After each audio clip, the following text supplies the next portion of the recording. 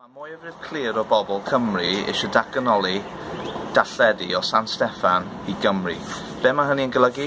Wel, mae Cymdeithas wedi comisiynu arolwg gan YouGov sydd wedi cysglu'r ystadegau ac mae'n profi bod yna mwyafrif o bobl sydd eisiau rheoli y cyfryngau fan hyn yng Nghymru yn hytrach na gan gweision sifil a gwleidyddion San Steffan.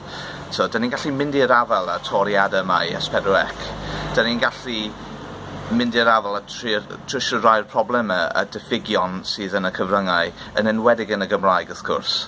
Ond dwi ddim yn mynd i digwydd ar ei ben ei hun. Nawr yw'r amser i datganoli darlledu, a dwi'n galw arnoch chi i wneud gweithred. Mae yna 100 o bobl, dros 100 sydd wedi gwrthotalu eu trwydded y teledu. Mae yna hefyd gweithredoedd arall rydych chi'n gallu wneud i cymryd rhan yn yr ymgyrch bwysig yma.